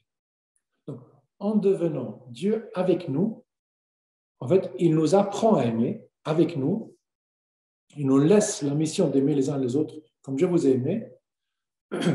Elle devient un lieu de ressourcement pour vous. C'est-à-dire, l'homme et femme, ne peut pas devenir entièrement lui-même ou elle-même sans une communion avec le Christ. Parce que cette relation cordon ombilical, elle est brisée, mais dans la mesure que tu renoues, la vie de Dieu est en toi. Donc, sur la croix, le Christ s'offre à nous, et quand il exhale l'esprit à la fin, nous allons vivre ça ce vendredi saint, pendant la passion, vous allez écouter que le Christ va dire « tout est accompli » et il donne son esprit.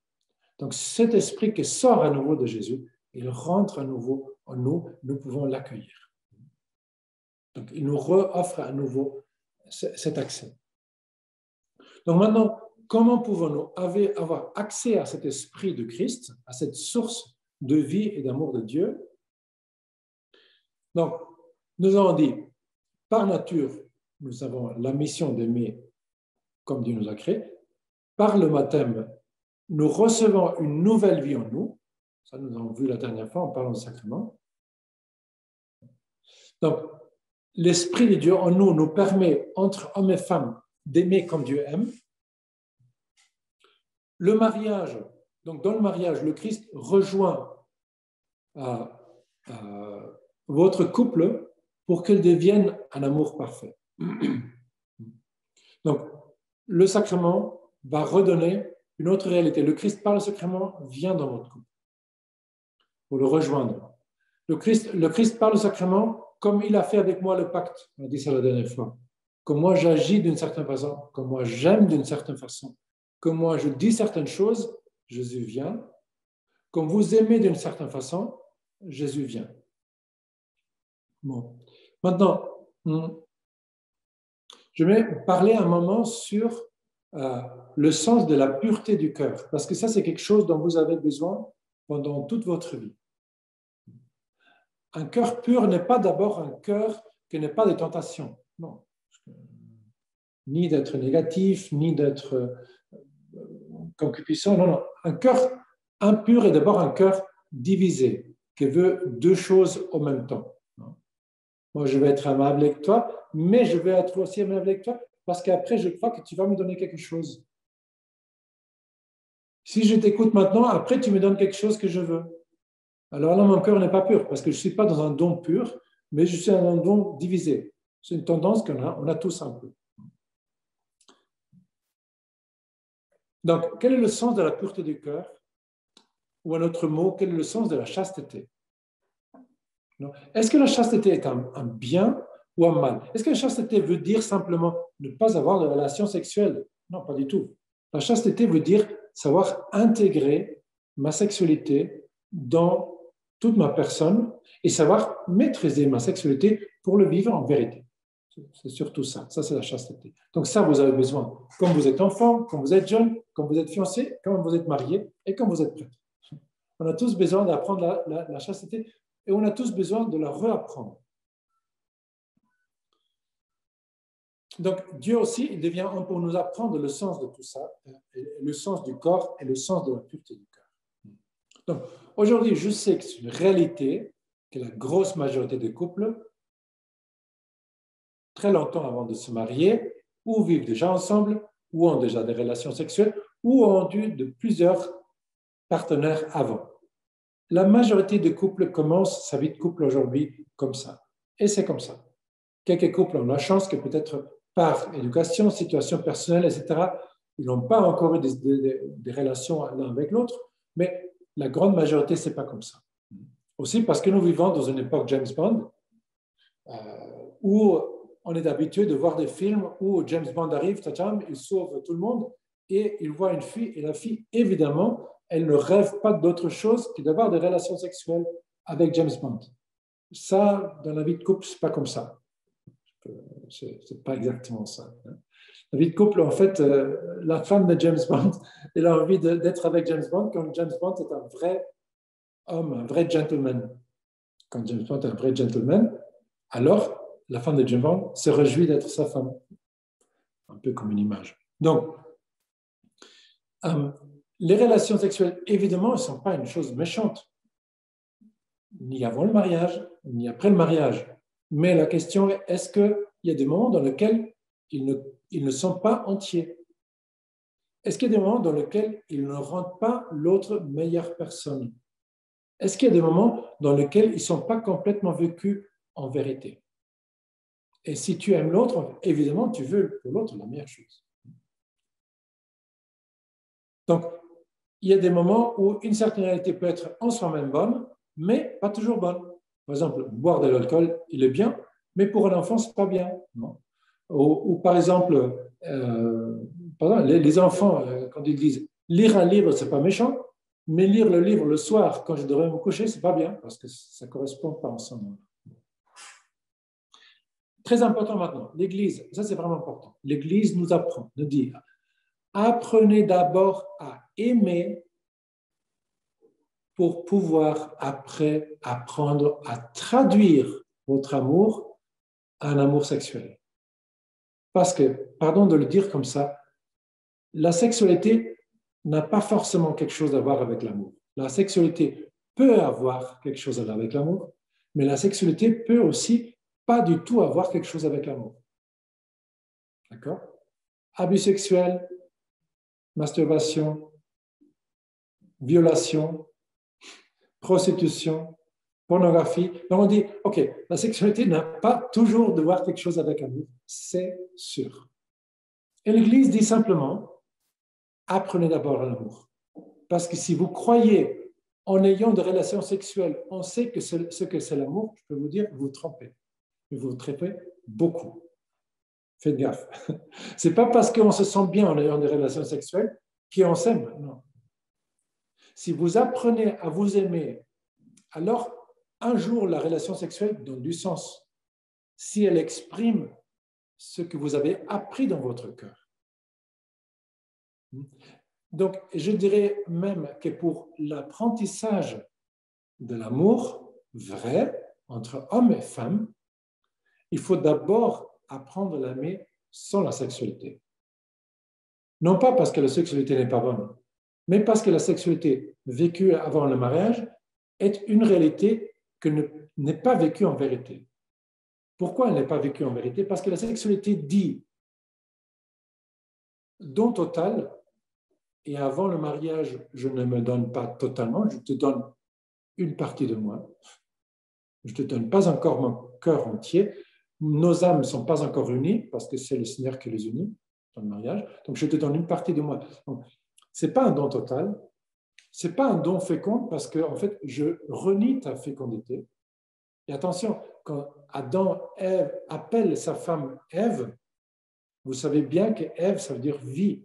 La Bible dit, Adam a appelé sa femme Ève, vie. T'imagines, si tu as des relations sexuelles, un homme avec une femme, mais en fait, il renie son identité, et l'identité de la femme est vie. En fait, qu'est-ce que veut dire cette relation sexuelle? Elle veut dire quelque chose, mais elle ne veut pas du tout dire tout ce que le Créateur avait pensé. Quand le Créateur l'a pensé, il a pensé pour être lieu de vie, lieu de communion, lieu de don total, lieu de relation, lieu d'engagement, lieu de fidélité, lieu de respect, lieu de don total. Donc ça, avant le mariage, en plénitude, ça ne peut pas exister. Donc, ceux qui ont des relations avant le mariage, vous savez déjà que la vraie réalité du mariage, vous pouvez uniquement, de toute façon, la vivre après. Parce que si on apprend, et le problème est malheureusement, une réalité aujourd'hui, la majorité apprend la sexualité comme quelque chose pour moi, d'abord. Après, tu apprends la sexualité pour quelque chose pour le plaisir. Après, tu apprends la sexualité pour quelque chose pour être bien avec quelqu'un. Et après, tu apprends ses vies, ses communions, ses fidélités, ses relations dans la durée. Donc, tout ça, il faut remettre dans un. Et si tu vis ça avant le mariage et c'est pas ouvert à la vie, c'est pas encore dans un engagement total et absolu parce que tu n'as pas encore fait ta promesse, c'est pas encore dans un don total parce que tu donnes une partie mais pas tout, c'est pas encore dans la fidélité absolue parce qu'en fait tu n'as pas encore fait la promesse de mariage, donc tu ne sais même pas si tu seras un jour marié avec cette personne ou pas, même si tu le crois.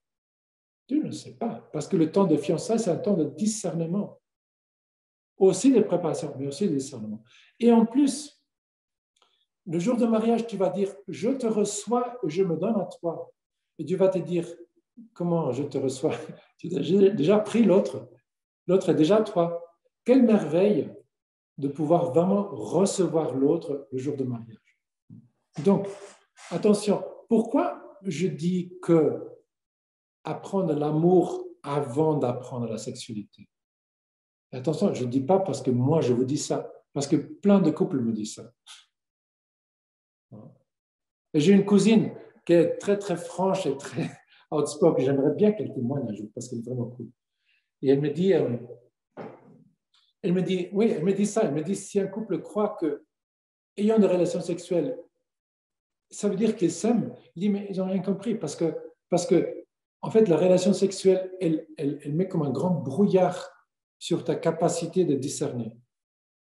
Elle t'apprend à séparer sexualité et vie. Et en fait, c'est trop frustrant, ça. En fait, elle sépare deux choses qui sont profondément voulues ensemble pour le chrétien. C'est-à-dire, Dieu ne veut pas que chaque relation sexuelle amène à une vie. Mais Dieu a dit, ah non, mais je vous ai donné l'intelligence. Donc, utilisez l'intelligence, observez la nature, et après, vous savez très bien comment le faire. Mais ne faites pas comme le monde qui dit, non, mais c'est uniquement possible avec la pilule et le préservatif. Dieu dit, sorry, c'est pas vrai. C'est pas vrai. J'ai bien pensé la chose. Donc, n'ayez pas peur d'apprendre. Attention, je vous dis, n'ayez pas peur d'avoir commis des erreurs, mais n'ayez pas peur d'appeler les erreurs des erreurs. Comme je vous dis, l'homme et femme ont le droit d'avoir fait des erreurs, bien sûr, mais l'homme et la femme n'ont pas le droit de dire, non, mais ce n'est pas une erreur parce que pour nous, ça va bien. Donc, apprenez d'abord l'aimer. Et pour apprendre à aimer, on a besoin d'un cœur pur. On a besoin d'avoir une distance. Pourquoi on a besoin de ça? Parce qu'on a besoin de maîtriser, je dirais, le 95% de la vie de couple qui se passe autour du lit. Pourquoi je vous dis ça? Parce que comme la façon d'aimer de l'homme et de la femme sont tellement différentes, comme une femme, dans la durée du couple, peut accueillir un homme dans la mesure dans laquelle l'homme apprend à être aimable, patient, tendre, généreux, présent, attentif. Vous voyez, quand un homme apprend ça, quand un homme n'est pas un râleur, parce qu'un râleur, il détruit la sexualité pour la femme. Pardon de le dire comme ça. Donc un râleur, il doit apprendre forcément d'être aimable. Un homme qui pense qu'à son business et quand il est avec la femme, en fait, il est sur son téléphone. Oui, oui, je suis là, je suis là, je suis là. Mais en fait, il ne prend pas le temps de s'asseoir et dire, ouvre ton cœur, raconte-moi. Et après, moi, je t'ouvre mon cœur et je te raconte. Ben, s'il croit que la femme va vouloir être unie à lui plus tard dans le mariage, forget it. Like, no, no, no. Parce que la nature ne fonctionne pas comme ça. Donc, pour l'homme, c'est hyper important d'apprendre que pour qu'une femme puisse, dans la durée du couple, s'ouvrir à l'homme, elle a besoin de se sentir en sécurité. Elle a besoin de se sentir la première personne dans la vie de l'autre. Elle a besoin de se sentir une vraie priorité pour l'homme. Elle a besoin de sentir qu'il s'intéresse vraiment à elle. Elle a besoin de sentir qu'il est avec moi, même si je vis un moment difficile. Elle a besoin de voir que c'est un homme aimable, patient, qui n'impose pas ses mauvaises humeurs sur elle. Quand une femme se sent accompagnée pendant la journée, quand une femme ressent que l'homme n'est pas aimable avec elle, pardon de le dire comme ça, mais qu'il n'est pas aimable avec elle pour pouvoir avoir des relations sexuelles avec elle, donc vraiment la pureté de cœur, alors la femme va avoir un profond désir de s'unir à son mari, parce que c'est la chose la plus naturelle, mais c'est le dernier pas dans une échelle. Alors, en même temps, de l'autre côté, une femme doit savoir que pour que l'homme puisse ouvrir son cœur, il est très différent. Donc, pour un homme, ouvrir son cœur, ce n'est pas facile. Et normalement, 8 sur 10 jeunes femmes ou femmes adultes me disent « Mon mari me parle très peu. » Et en fait, il ne s'ouvre pas, il ne partage pas, il ne comprend pas, il a peu de paroles. Et voilà. Bon, alors là, je peux aussi vous dire, le chemin au cœur de l'homme passe aussi par la sexualité, c'est sûr. Donc, ça veut dire, dans le mariage, la sexualité est un don qui aide l'homme à s'ouvrir à la femme. J'ai lu l'autre jour un texte assez intéressant que je ne savais pas du tout, qu'il y a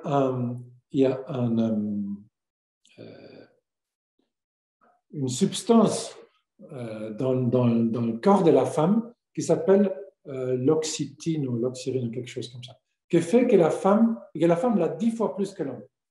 Et qui fait que la femme, en fait, elle veut tout le temps oxytocine. Merci. Oxytocine, voilà. Oxytocine fait que la femme veut être tout le temps en communion. En fait, tout ce qu'elle fait pour être en communion avec son mari. Le comprendre, l'empathie, l'approche, d'être chaleureuse, etc. Et quand vous voyez les hommes, vous voyez les femmes se saluer, et ils se font tout le temps des compliments, elles disent « tu es magnifique, oh, tu as tes cheveux, machin », ils y prennent dans les bras, elles se caressent tout le temps. Les hommes, c'est des fois, on se donne boum, un grand punch, non?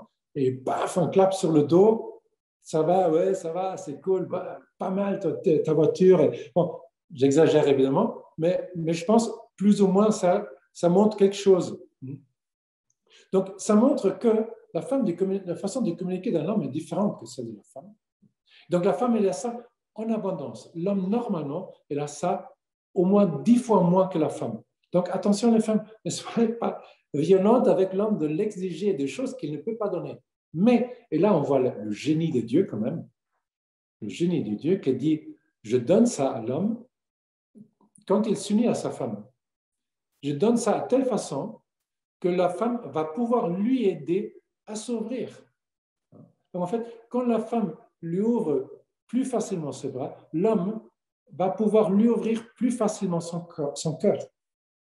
Donc, c'est un don mutuel. Ce n'est pas un prendre mutuel, ce n'est pas un manipuler différent mutuel, mais c'est un don mutuel.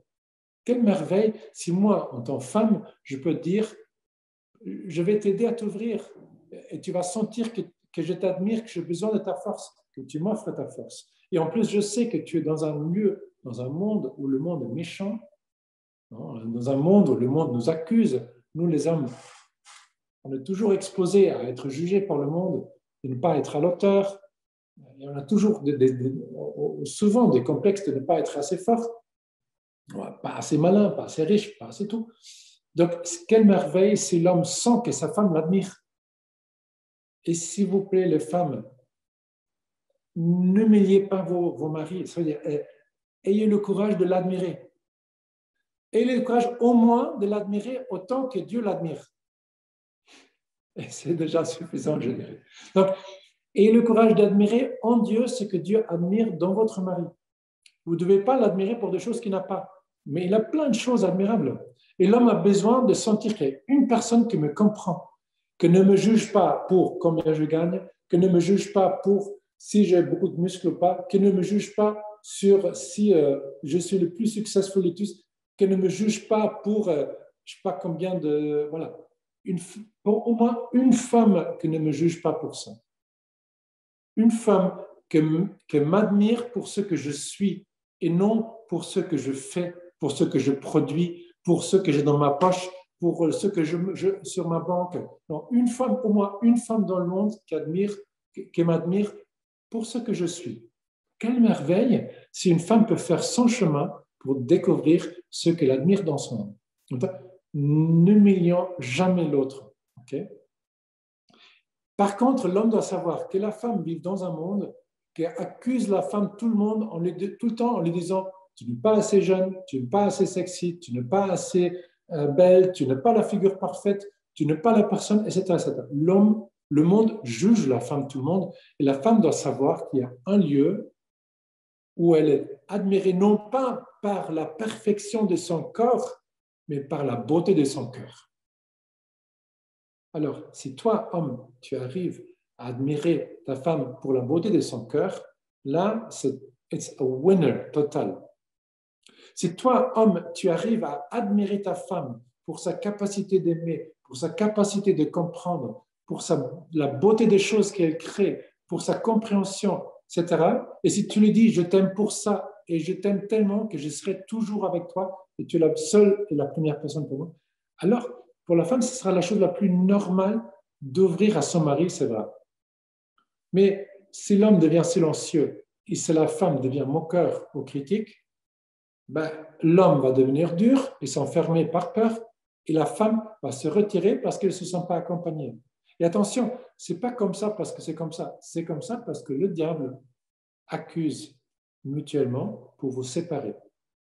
Donc, c'est-à-dire, l'homme doit devenir un expert de gentillesse, de patience, d'être aimable, mais non pour recevoir la tendresse sexuelle, mais par amour à sa femme. Parce que c'est la façon comme Dieu aimerait aimer ta femme à travers toi. La femme doit apprendre à admirer, à regarder en haut vers son mari, de l'admirer, de l'encourager, de dire « je suis avec toi », non? Et de aussi savoir poser des gestes de tendresse, même s'il est fatigué, même si ce ne sont pas hyper bonnes, si elle voit que l'homme rame avec la difficulté d'ouvrir son cœur, simplement pour l'aider à ouvrir son cœur, parce qu'ils vivent aussi dans un monde qui est agressif. Donc, quand l'homme et la femme s'aident mutuellement, l'homme s'aide à admirer le cœur de la femme lui aide en admirant la personne de son mari, alors le cœur et le corps peuvent s'ouvrir et s'unir et ça donne du sens. Donc, en tout cela, je vais faire un petit dessin de snowman, bonhomme de neige.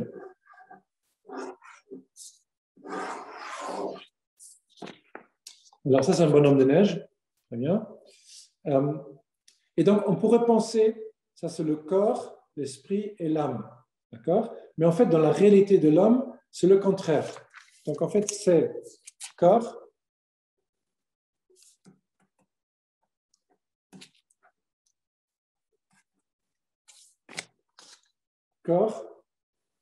esprit et âme. Donc, quand un petit jeune couple de 17 ans unit leur corps, en fait, ils unissent presque rien. Donc, on peut dire c'est comme s'unir l'un à l'autre comme ça. Donc, c'est un peu fragile, vous voyez? C'est un peu fragile. Moi, j'ai pensé, dans le cirque, quand j'étais petit, je me souviens d'une chose qui m'a toujours très assez compliqué. Il y avait des acrobates qui prenaient un truc dans la bouche et après ils tournaient, mais seulement accroché par la bouche. Seulement accroché par la bouche, c'est très fragile parce qu'il y a un mouvement brusque et tu perds tous les dents. En plus, tu perds tout. Si un couple est uniquement uni dans le corps, évidemment, c'est nul. Ça, c'est la prostitution. Ou les gens qui comprendraient. Après, un couple qui se connaît, qui a vraiment la confiance, je comprends que la majorité des couples aujourd'hui, c'est une tendance naturelle que le corps tend l'un vers l'autre. Et en plus, quand le corps et l'esprit sont unis, c'est une belle chose. Mais en fait, quand tu vois corps, esprit et âme, même si nos corps et nos esprits sont unis, c'est très fragile si nos âmes ne sont pas unies. Et nos âmes, ce n'est pas vous qui les unissez, mais les âmes, c'est Dieu qui les unit. En fait, vous pouvez unir vos corps et vos esprits, mais uniquement Dieu peut unir vos âmes. Donc, quand vos âmes sont unies,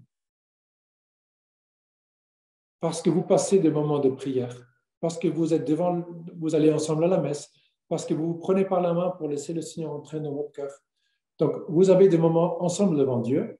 Dieu unit vos âmes, et quand vos âmes sont unies, même si plus tard vous vivez des moments où dans l'esprit vous êtes divisés parce que vous ne vous comprenez pas, et ça va arriver, ou dans le corps vous ne vous comprenez pas parce que vous vivez un moment difficile, la plus grande partie en vous va être unie, ça c'est réel, et ça va faire que vous n'avez pas peur de passer des moments difficiles parce que vous avez déjà dit tellement oui l'un l'autre.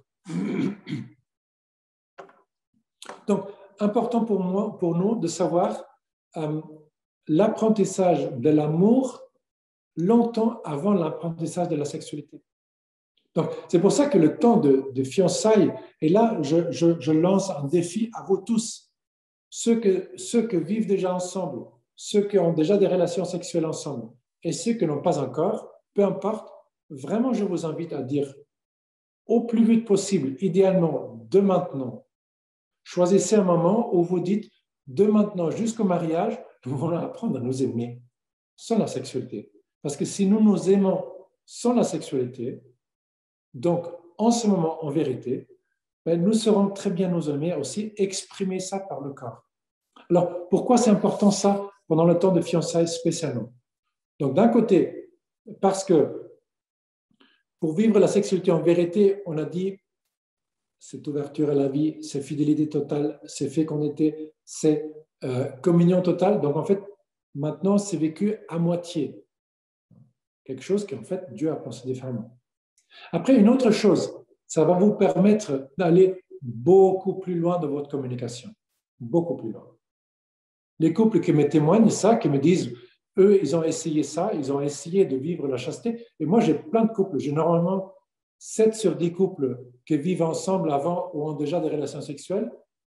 Ils arrêtent à un certain moment, ils disent, effectivement, moi, j'ai raté d'offrir à ma fiancée ou à mon fiancé un cœur chaste. J'ai raté de t'offrir la virginité. J'ai raté de t'offrir de pouvoir te recevoir le jour du mariage. Moi, je vais l'apprendre maintenant. Parce que si tu redonnes l'autre maintenant à Dieu, toi, tu pourras recevoir l'autre le jour du mariage. Attention, la virginité, ce n'est pas un truc physique, même si dans la biologie, on apprend ça. La virginité, dit Jean-Paul II, c'est la capacité d'être un don total. Si tu réapprends maintenant, encore mieux, de meilleure façon, la chasteté, vous redécouvrez la plénitude de la virginité. Donc, les couples qui me témoignent ça, ils disent, on parle tranquillement et jusqu'au bout. Pourquoi tranquillement? Parce qu'il faut être très sincère, si l'homme sait que dans la rencontre ce soir avec ma fiancée, il pourrait y avoir une relation sexuelle, il va être, sans le vouloir, probablement assez distrait et beaucoup moins attentif et beaucoup moins ouvert et beaucoup moins disponible à accueillir pleinement l'autre. Les couples qui vivent la chasteté me disent tous, on est tellement en paix parce qu'on sait, ça c'est pour après. Donc maintenant, je suis vraiment là pour toi. Si tu apprends ça, tu sauras le faire dans le mariage. Si tu ne l'apprends pas maintenant, tu ne sauras pas le faire dans le mariage. Et ça, tu ne veux pas offrir ta fiancée dans le mariage d'être un ami qui n'est pas capable d'être vraiment présent. Je peux vous dire, 9 sur 10 femmes me disent, mon mari, en fait, il ne m'écoute pas. Ceux qui viennent se plaindre. Okay? Il y a plein de couples qui font ça très bien. Mais ceux qui viennent se plaindre, ils me disent, il ne m'écoute pas, ou il m'écoute à moitié. Voilà. Parce qu'il n'est pas disponible, parce qu'il n'est pas appris à être disponible. C'est maintenant le moment pour apprendre à être disponible. Je dis ça aussi pour ceux qui ont déjà découvert la chasteté. À quel point suis-je vraiment disponible pour mon fiancé, pour ma fiancée? Donc, communication jusqu'au bout. Ça va vous obliger à aller beaucoup plus loin dans vos discussions. Au lieu de très vite, après, avoir un beau moment sexuel ensemble, et ça y est, vous allez rater plein de choses et vous n'allez pas vous connaître. Vous n'allez pas connaître vos limites assez bien comme vous allez les connaître quand vous découvrez ça. Deuxième chose, très importante aussi, vous allez grandir dans l'amitié cœur à cœur. Amitié cœur à cœur, ça veut dire m'ouvrir à ton cœur avant que je m'ouvre à ton corps. M'ouvrir à ton cœur, ça veut dire unir nos cœurs, ça veut dire t'accueillir dans ta diversité. Ça prend du temps, ça prend de l'attention, ça prend du silence, ça prend du temps à se regarder, ça prend du temps à accepter que tu es différente à moi. Là, la sexualité, pardon, avant le mariage, c'est un obstacle. Elle va vous permettre d'aller jusqu'à un certain point, elle ne va pas vous permettre d'aller jusqu'au bout. Et toi, si tu aimes ton fiancé ou ta fiancée, you want the best, you want pas the second best. Donc, tu vas grandir dans l'amitié. Après, très honnêtement, très souvent, les relations même avec les parents, ça se passe beaucoup mieux parce que les parents, normalement, sont beaucoup plus contents quand on apprend à maîtriser la chasteté, parce que les parents, normalement, savent que dans la vie de couple, on a besoin d'un cœur chaste. On a besoin d'un cœur qui est capable d'attendre par amour à l'autre. Après, très honnêtement, le temps de fiançailles est un temps de discernement. Et je peux vous dire, et ceux qui vivent la sexualité savent très bien, la sexualité elle est tellement intense que ça nous rend moins objectifs et certainement, tu rends l'autre moins libre. Soyons très clairs. Si tu vis avec une personne, elle est moins libre ou il est moins libre. Si tu as une relation sexuelle avec la personne avec toi, elle est moins libre ou il est moins libre. Toi, tu peux te sentir libre, mais tu rends l'autre moins libre, c'est sûr. Parce qu'il y a beaucoup d'oxytocine, ce truc-là, qui est passé entre vous deux. Donc, ça crée un ciment entre vous deux et tu n'as plus la liberté de vraiment discerner. Donc, en fait, on discerne moins bien. Et moi, pardon, mais j'ai vu des couples qui étaient ensemble comme ça et qui n'ont pas eu la capacité de voir à quel point, en certaines dimensions de leur vie, en fait, ils n'allaient pas ensemble. Des couples qui s'est disputés beaucoup avant le mariage déjà, par exemple. Mais toujours par la tendresse sexuelle, plus ou moins, ça s'équilibrait. Catastrophe. Bon. Donc, temps de discernement. N'ayez pas peur de discerner, de vraiment voir. Discerner non seulement si nous sommes bien l'un pour l'autre, mais aussi discerner à quel point je suis capable de t'accueillir pleinement. À quel point j'ai assez de place dans mon cœur pour toi. Ça, il faut le discerner. De ça, nous allons parler la prochaine fois quand on parle sur la liberté, tranquillement sur la liberté. C'est tout un thème. Après, très honnêtement, apprendre la chasteté, c'est aussi apprendre à être moins égoïste. Moins égoïste parce que malgré tout, en vivant dans la relation sexuelle, en fait, il y a la tendance, la probabilité de chercher un peu moi-même, elle est là. Elle est là. Il ne faut pas beaucoup discuter. Donc, au lieu d'être focusé sur le don total de toi, tu peux être focusé un peu sur ce que tu vas recevoir à la fin de la soirée, peut-être. Et si ça, c'est le but, mais en fait, tu commences, surtout tu rates la possibilité d'apprendre à être un vrai don sans rien chercher. Imaginez, simplement, si vous apprenez à vouloir être un vrai don sans rien chercher pour vous-même, si vous apprenez ça avant le mariage, vous avez un avantage immense à la majorité des couples. Donc, n'ayez pas peur d'apprendre ça. Après, très honnêtement, une fois marié, comme on a fait un engagement, mais en fait, on a un respect encore plus grand. Pas forcément, mais c'est une probabilité. Après aussi, je dirais, le répertoire des gestes de tendresse, de gestes de patience, de gestes d'amitié, de gestes de complicité entre vous deux, peut beaucoup s'élargir. En fait, tout en sachant, par exemple, la femme, c'est si vous décidez d'attendre et de vivre maintenant la chasteté, ben c'est sûr que la femme, elle va devoir penser aussi mais comment pouvoir vivre des éléments de tendresse qui n'aboutissent pas en sexualité, mais qu'aide mon mari à se sentir vraiment aimé. Ce n'est pas jouer avec la sexualité de l'autre, ce n'est pas ça. Ce n'est pas dire jusqu'où on peut aller pour que ça ne soit pas mauvais. Ce n'est pas du tout ça, parce qu'alors on est un peu esclave de jusqu'où peut-on aller. Ce serait une tristesse. Vous cherchez la liberté des enfants de Dieu, que cherche la vérité. Donc, comment vivre en vérité notre relation maintenant? Comment la fille peut aider son fiancé de se sentir fière de lui, qu'il sent, qu'elle admire, qu'elle veut être avec lui, qu'elle veut faire plein de choses avec lui. Parfois, les hommes, ils veulent simplement faire des trucs ensemble, sans beaucoup parler. Alors, une très belle chose pour une fiancée pourrait être, par exemple, je ne sais pas, faire du sport, peut-être il y a même des garçons qui aiment voir le foot, je ne sais pas. S'asseoir à côté de son fiancé pour voir un bon match de foot. Ou quoi que ce soit. Voilà, je dis des choses simples pour que vous mettez des choses plus importantes. Mais les hommes essayent de penser, voilà, quelles sont les choses qui vous rendent heureux. On se rappelle des choses qu'on avait écrites au début.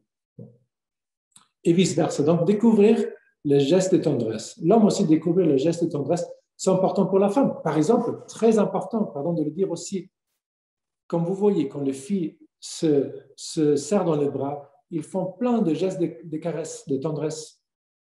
Le problème quand un homme est enlacé par une femme avec plein de tendresse et de caresses, le cerveau de l'homme saute à la sexualité. Ce n'est pas que l'homme veut le faire, mais boum, ça saute comme ça. Pas forcément, mais très souvent. Quand la femme commence à le toucher un peu partout, boum, ça saute tout seul. Quand l'homme voit un peu trop le corps de la femme, boum, ça saute tout seul. Et ce n'est pas que l'homme veut être comme ça, c'est une croix aussi pour l'homme. Il ne faut pas le mépriser pour ça, nous sommes comme ça. Donc, l'homme doit aussi apprendre à vivre des caresses sans la sexualité. C'est super. En fait, quand un homme apprend ça, c'est génial pour sa fiancée plus tard. Quand un homme apprend à vivre des caresses avec sa femme sans chercher des relations sexuelles, ça sera un énorme avantage. Et je peux vous dire, beaucoup de femmes après disent, mais en fait, à peine je suis un peu proche de lui, il pense très vite plus tard. Ce n'est pas après un an de mariage, mais après quelques années. Donc, vous avez maintenant la chance d'apprendre tout ça, et je pense que c'est magnifique. Bon. Et très honnêtement, comme c'est un temps de discernement, il faut aussi rester ouvert à éventuellement dire, en fait, ce n'est pas pour nous. Et moi, chaque année, j'ai des couples qui, à la fin, elles disent, en fait, ce n'est pas pour nous. Et on a compris qu'on ne devrait pas se marier, ou pas, au moins pas maintenant. Voilà. Donc, je pense, n'ayez pas peur de ceux que connaissent déjà la chasteté, de la vivre encore avec plus d'honnêteté, donc pas dans la mentalité jusqu'où, mais plutôt dans la mentalité comment pleinement vivre le plan de Dieu. Et ceux qui ne connaissent pas tellement la chasteté ou que peut-être ne l'a pas vécu entièrement, n'ayez pas peur de la découvrir pleinement, parce que vous allez voir, là, vous avez entre là et le mariage un temps pour vivre ça en plénitude. Et donc, quand le jour du mariage, tu vas dire à l'autre, je te reçois, en fait, tu vas vraiment recevoir l'autre de Dieu. Et tu vas recevoir l'autre de Dieu et l'autre ne va jamais t'appartenir, mais tu vas toujours traiter l'autre comme un don de Dieu. Et alors, en fait, vous allez vraiment vivre en vérité. Moi, je peux vous dire, vous allez arriver très différemment à votre mariage en apprenant déjà maintenant de vivre en vérité, parce qu'après, ce sera facile de vivre en vérité plus tard.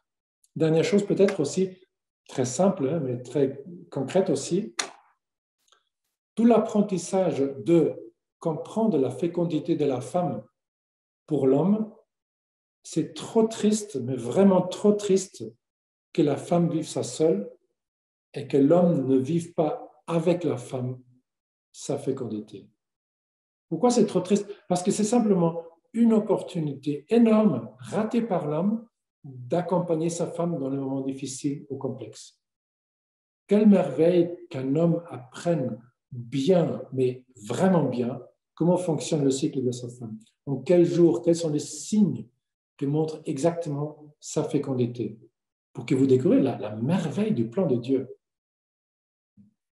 Les couples qui connaissent ça, qui comprennent ça, qui apprennent ça, me disent, après, c'est la chose la plus simple du monde de vivre nos relations quand on veut, de savoir quand la vie est possible et quand, si on ne veut pas maintenant un enfant, on se retient. Elle dit, c'est pas du tout compliqué si on l'a appris avant. Mais si on ne l'a pas appris avant, c'est évident que c'est difficile. Donc les couples qui sont bien en ça, simplement, ils se disent, nous, on a commencé avant. Donc je pense que ce serait très peu intelligent qu'un homme ne profite pas d'avoir un grand moment de complicité avec sa femme en disant, moi je veux vivre ça avec toi, je veux participer en ça, je veux que tu ne te sens jamais seul en ça, je veux pas que tu me dises, non, c'est pas grave, je gère. Non, je veux vivre avec ça parce que je veux que nous fassions ça ensemble. Parce que la vie, c'est quelque chose qu'on ne peut pas accueillir seul. On l'accueille ensemble, mais on ne l'accueille pas.